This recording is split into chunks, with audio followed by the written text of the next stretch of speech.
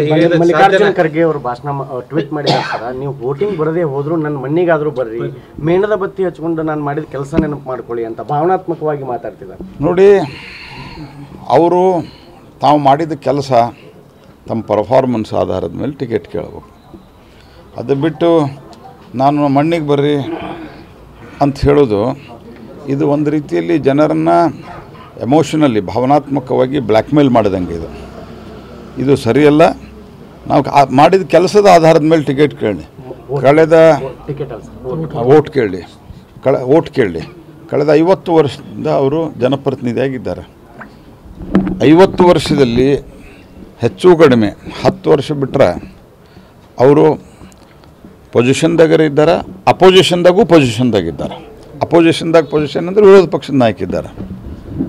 ಇಷ್ಟೆಲ್ಲ ಇದ್ದು ಇಡೀ ಆ ಭಾಗ ಹಿಂದುಳಿದಿದೆ ಅಂದರೆ ಯಾರ ಜವಾಬ್ದಾರಿ? ಇದಕ್ಕೆ ಹೈಯೆಸ್ಟ್ ಬಜೆಟ್ರಿ ಅಲೋಕೇಶನ್ನು ಆ ಎಲ್ಲ ಭಾಗಗಳಿಗೆ ಕೊಟ್ಟಿದ್ದೀವಿ.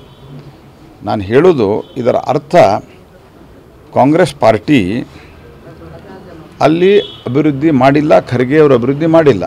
ಅದಕ್ಕೆ ಈ ಒಂದು ಭಾವನಾತ್ಮಕ ದಾಳವನ್ನು ಬಳಸ್ತಾ ಇದ್ದಾರೆ. ಆದರೆ ಜನ ಇದಕ್ಕೆ ಮರಳಾಗೋದಿಲ್ಲ.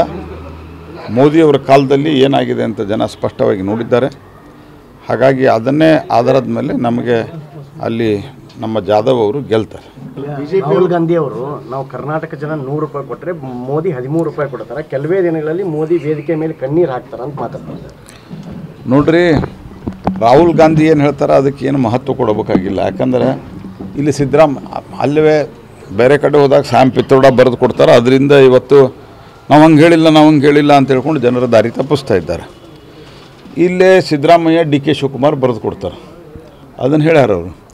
ನಾನು ಹಲವಾರು ಬಾರಿ ಫಿಗರನ್ನು ಹೇಳಿದ್ದೇನೆ.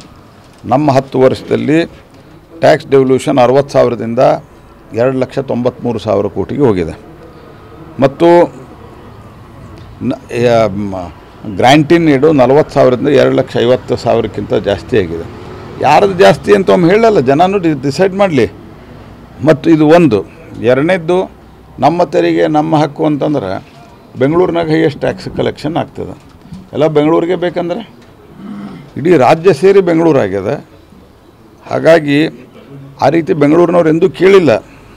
ಆದರೆ ಈ ರೀತಿ ಅನೇಕ ಮತ್ತು ಅವ್ರು ಇನ್ನೊಂದು ಹೇಳೋದು, ಅವರೇ ಹೇಳಿದ್ದಾರೆ, ಪ್ಲ್ಯಾನಿಂಗ್ ಕಮಿಷನ್ ಫೈನಾನ್ಸ್ ಕಮಿಷನ್ನ ಭಾರತ ಸರ್ಕಾರದ ಕ್ಯಾಬಿನೆಟ್ ಮಂತ್ರಿ ಫೈನಾನ್ಸ್ ಕಮಿಷನ್ ರೆಕಮೆಂಡೇಷನ್ದಲ್ಲಿ ಎಲ್ಲೂ ಇಲ್ಲ. ನನ್ನ ಕಡೆ ಕಾಪಿ ಇದೆ.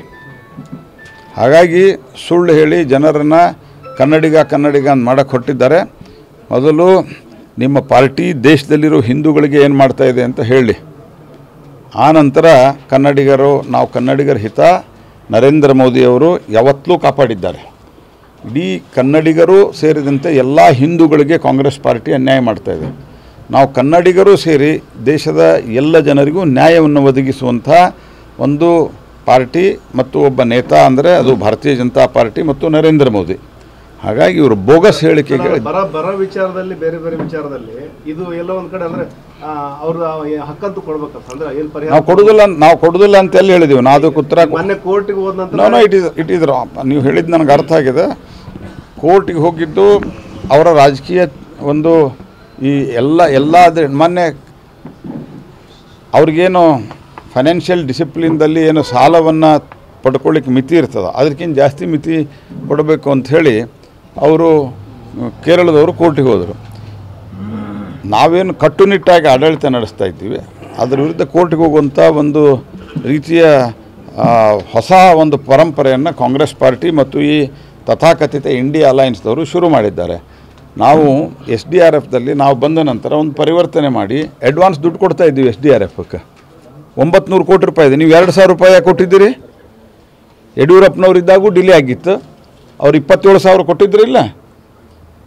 ಕಾಂಗ್ರೆಸ್ ಪಾರ್ಟಿ ದಿವಾಳಿ ಎದ್ದದ, ಕಾಂಗ್ರೆಸ್ ಸರ್ಕಾರ ಇಲ್ಲ ಅನ್ನೋದು ಮೊದಲು ಅರ್ಥ ಮಾಡ್ಕೋಬೇಕು. Thank you.